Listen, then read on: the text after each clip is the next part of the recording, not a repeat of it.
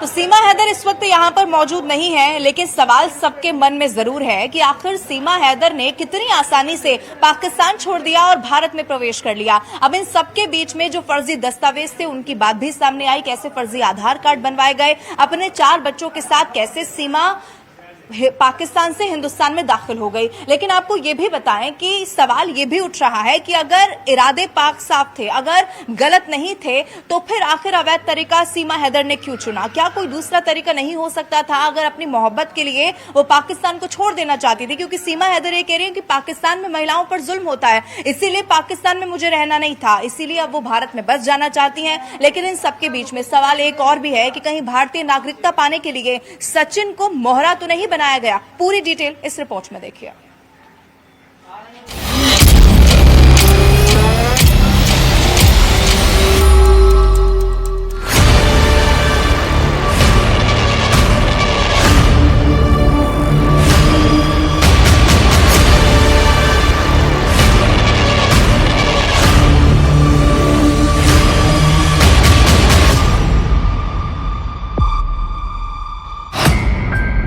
सचिन, सीमा और सस्पेंस।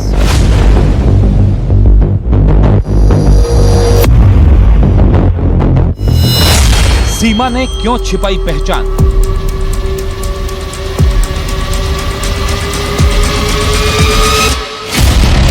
कैसे बना सीमा का फर्जी आधार कार्ड?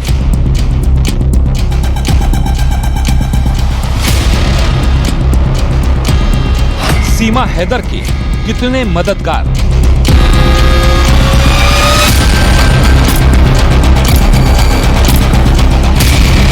क्या है सीमा हैदर का असली मकसद? इस वक्त सीमा हैदर केस पूरी तरह से सस्पेंस बना हुआ है। जांच एजेंसियों को सीमा के जासूस होने का कोई सबूत नहीं मिला, लेकिन सीमा जो थ्योरी बता रही है उसका भी अब तक कोई पुख्ता प्रमाण नहीं है।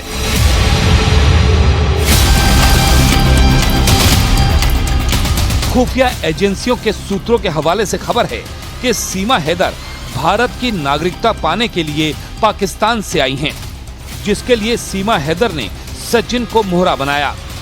ये शक इसलिए जताया गया क्योंकि सीमा की बच्चों के साथ पाकिस्तान से प्यार के लिए भारत आने वाली थ्योरी जांच एजेंसियों के गले नहीं उतर रही और इसी वजह से खुफिया एजेंसियों की नजर सीमा हैदर से नहीं हट रही है।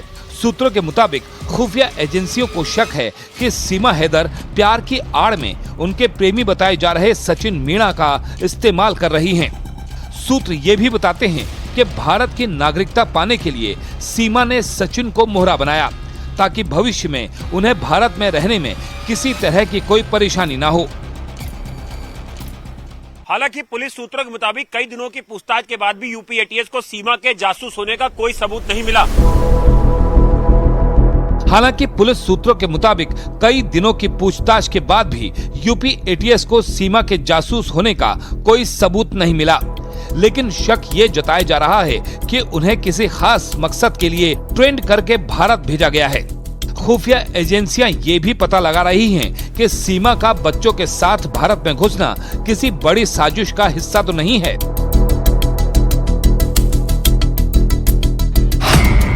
सूत्रों के मुताबिक महिला सीमा गुलाम हैदर ने पाकिस्तान में रहकर भारत आने की पूरी रिसर्च की थी। उसने नेपाल से भारत जाने वाले कुल 8 बॉर्डर के बारे में पूरी जानकारी जुटाई ताकि उसे पता लग सके कि किस बॉर्डर पर कितनी चेकिंग होती है और भारत नेपाल के मौजूदा वक्त में रिश्ते कैसे हैं। कहीं सरहद पर चेकिंग अभियान तेज तो नहीं। जांच एजेंसियों की पूछताछ में ये बात साफ हो चुकी है कि सीमा हैदर बेहद ही शातिर दिमाग की है। भले ही एजेंसियों को सीमा के जासूस होने का अब तक कोई सबूत नहीं मिला हो, लेकिन शक की सुई अब भी सीमा हैदर के इर्द गिर्द घूम रही है, क्योंकि सीमा गुलाम हैदर को भारत नेपाल की सरहद पर एसएसबी के होने की जानकारी थी।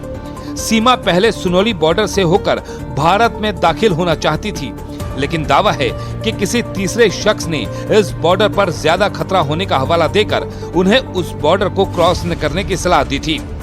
सुनौली और रक्सौल बॉर्डर को लेकर दावा किया जाता है कि वहां सुरक्षा बलों का सख्त पहरा है। ऐसे में सबसे ज्यादा चलने वाले बॉर्डर सिद्धार्थनगर को आखिर में सीमा गुलाम हैदर ने चुना था। एक बॉर्डर ऐसा था जहां से वो आसानी से जा सकती थी और वो था सिद्धार्थनगर बॉर्डर।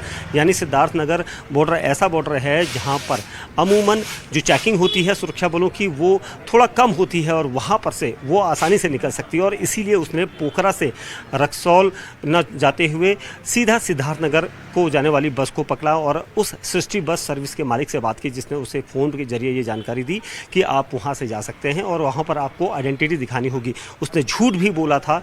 जो नेपाली एजेंसी थी सृष्टि बस सर्विस, उससे ये झूठ बोला गया कि वो भारतीय आइडेंटिटी लेकर चल रही है, और क्योंकि उस बस में, जिस बस की हम बात कर रहे हैं, वो भारत और नेपाल मैत्री बस सर्विस है और वहाँ पर सिर्फ नेपाली नागरिक या फिर भारतीय नागरिकों को ही आवाजाही होती है, और उसका फ़ायदा उठाया था यहाँ पर सीमा हैदर ने। नेपाल से भारत आने की सीमा हैदर की प्लानिंग सेट थी, इसलिए वो काठमांडू में रुकने के बजाय पब्लिक ट्रांसपोर्ट से सीधे पोखरा पहुंची। पोखरा में फर्जी आईडी पर कमरा लेकर रात बिताई और उसके बाद वो मिशन बॉर्डर एंट्री में लग गई और भारत में दाखिल होकर सचिन मीणा के घर तक पहुंच गई।